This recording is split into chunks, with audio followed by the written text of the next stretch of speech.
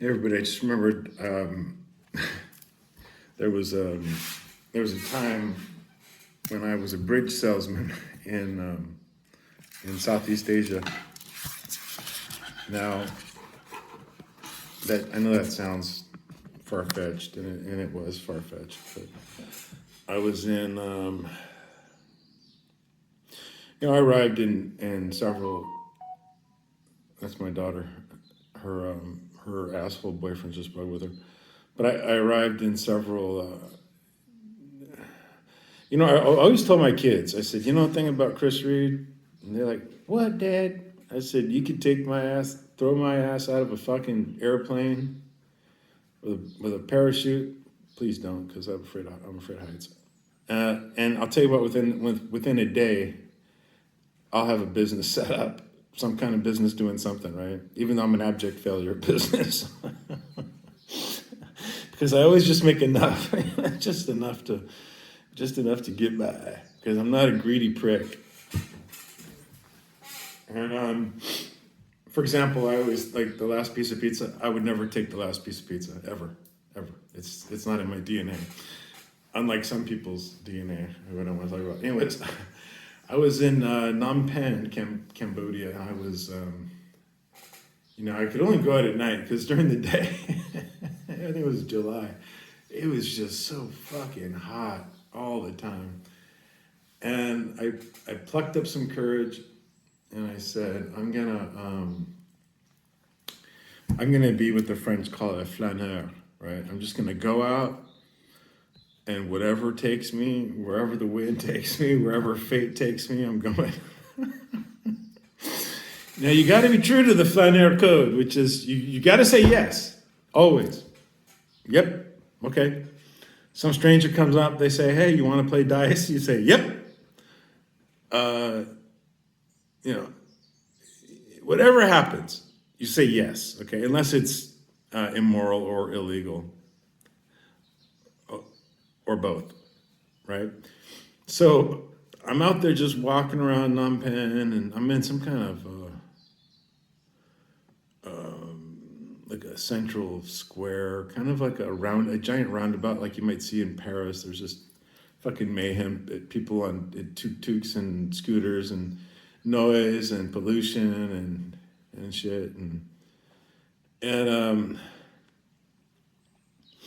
funny, earlier in the day, I'd walked there's a river that goes through Phnom Penh, and it was so fucking hot. But I thought, I can't spend my whole life in a goddamn air-conditioned hotel room. That's just, why am I here? I'm here to sell bridges, damn it. So I got out, and there were these little kids along the riverbank, because I went to go look at the river. I wanted to just sit there and get some sun and, try not to die of fucking 100% humidity. The worst. Anyways, I'm sitting there, and there are these little kids, and they're running around. They're fishing. They got a line or something, and they don't have any shoes on. And the embankment, the banks of the river, they were all reinforced concrete and hot as fuck. And these little kids didn't have any shoes on. Well, one little kid, he was probably 5, 6 years old. He didn't have any flip-flops on. His friends had flip-flops. He didn't have any. And so I said to him, I said, "Come on." He said, "What are you, some kind of weird, I said, "Come on, I'm gonna buy you some flip-flops." I don't speak Cambodian. I said, "Come on, just come." Because there was a little sundries shop that sold everything, not far. I said, come on. And I pointed to my flip-flops. I'm like, come on. So we go there, and I gave the lady $2 for a pair of flip-flops that matched the size of his feet. And I handed them to him, and he looked at me like, "Are you shitting me?" And I said, "Yeah, here you go, man. Take the flip-flops." And he took them, and he ran away and met his crew that were waiting for him out there. It's funny, I told that story to an American friend once, and the American friend said, "Oh, did he say thank you?" And I said, no, why should he? After we dropped, I don't know how much ordnance, bombs, napalm on Cambodia and killed I don't know how many people, lots. I said, why should this little fucking kid thank me for any goddamn thing, right? I'd like to buy every kid here a pair of fucking flip-flops in the whole country. Maybe buy them even a hat. But anyways, later that evening, I went back to my hotel room after buying the flip-flops. It was so fucking hot. And then once the sun went down, it got better. So I'm out there, I'm on the giant roundabout, and this dude comes up, middle-aged guy, and back then I was 40-something, and this guy's probably 60-something. He said, hey, you American? I said, yeah, I'm American. He said, come with me, you meet pretty girl, my niece. She go to UCLA. I said, all right. I didn't want to, I'm too old for a UCLA student, but I was a flaneur. And the flaneur credo says, you must go. So I hopped on the back of this guy's moped, or scooter, and I swear to God, man, we fucking rode and rode and rode and rode. And I started getting like, oh, fuck, man. They're going to take me out to a rice paddy and shoot me in the head. And I wouldn't have blamed them either, because it's my fault. Anyways, so they drive, and they come to some kind of nice suburb of Phnom Penh. You know, it was nice. It had gates everywhere.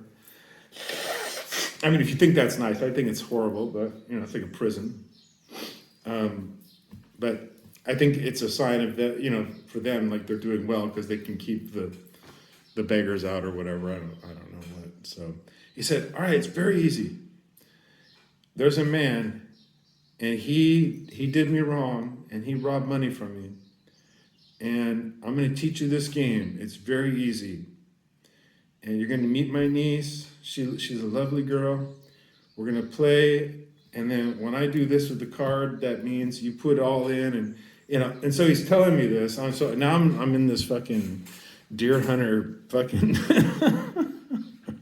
scam. I mean, and I'm not smart enough to scam. I know how to play crazy eights, right? I don't know complicated.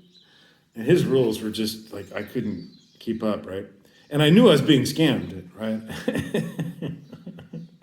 And it was fun, right? I mean, I enjoyed it because I always wanted to be an actor, right? And I was like, oh, is that how you do it? Oh, okay, so we just flip thing,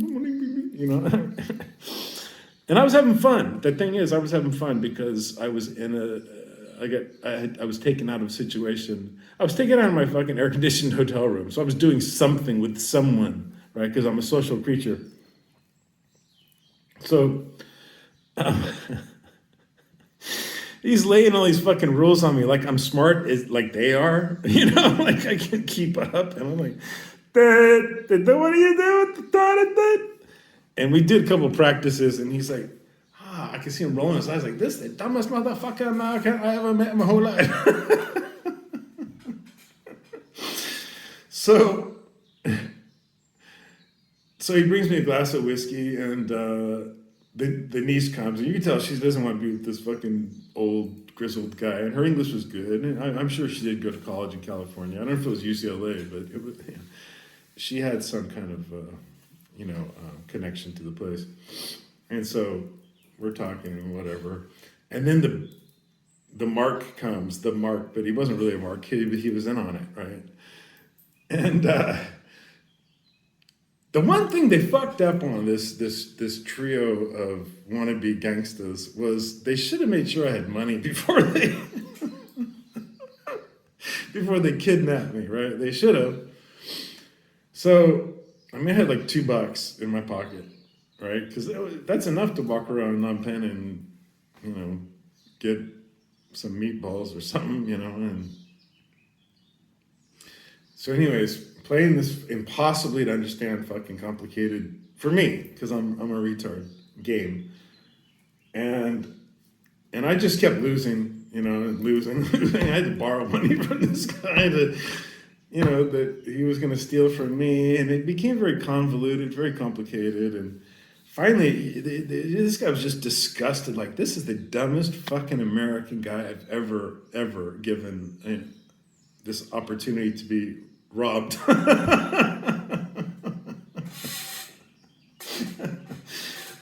stupid goes a long way, man, to keeping you safe. I'll tell you that. So, anyways, like he's like, okay, you go home now. And I said, well, how do I get home? He said, you figure out on your own. Fuck you. I said, no, but I got money back at my hotel. He said, you got money? Oh yeah, I got lots of money. Lots of money, man. Why didn't you tell me I needed money? Because he just thought all Americans carry a big old fucking wad of cash or something. I don't know. I said, no, you take me back to my hotel and you're gonna get some money, man. Some real money. He said, he looked at me like, I don't know, you're too stupid to have money. I said, just trust me on this. So it takes me all the way back. I mean, half-hour ride on a fucking scooter, right? And me holding on for dear life. And so he stops at my hotel, and I said, all right, I'll be right back. He said, you come back. I know where you live.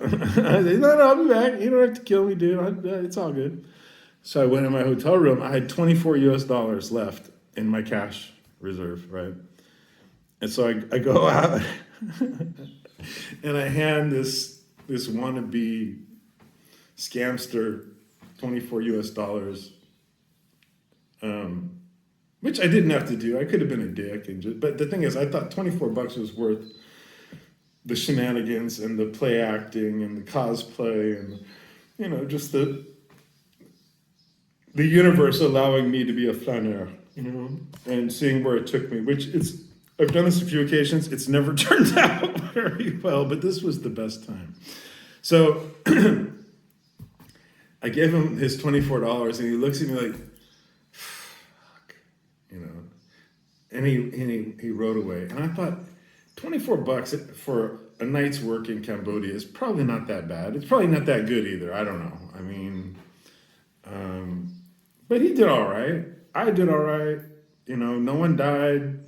No one got arrested. No fists were thrown. It was interesting. That's a time. It's quite a mundane story, but it's a time that I'll always cherish, and always get a good chuckle over thinking about. And what I like to say to people is that you should travel. Get out there, and it's so rich and rewarding, and I think that's why people do it. And don't put yourself in danger stupidly the way I do, because there's enough danger out there. You don't need to put yourself in harm's way. But you just get to see another facet of life that you don't see in America or Europe or anywhere. You got to go places. You got to smell them smells and eat that food and do that. And it's lovely. It's great. I miss Asia, and I am gonna go back. Vietnam is where I'd really like to go next. I haven't been there, but anyways, love y'all. Get out there and see the world. It'll do you good. It really will. I mean, it's money in the karma bank. And it gives you interesting stories to tell people. And that's kind of who I always wanted to be. I always kind of be that old fart in the room who, in my day in Timbuktu, we used to get water from a water buffalo, so whatever, I wanted to be that guy. And little by little, I'm turning into that guy. I hope. All right, love y'all. Bye.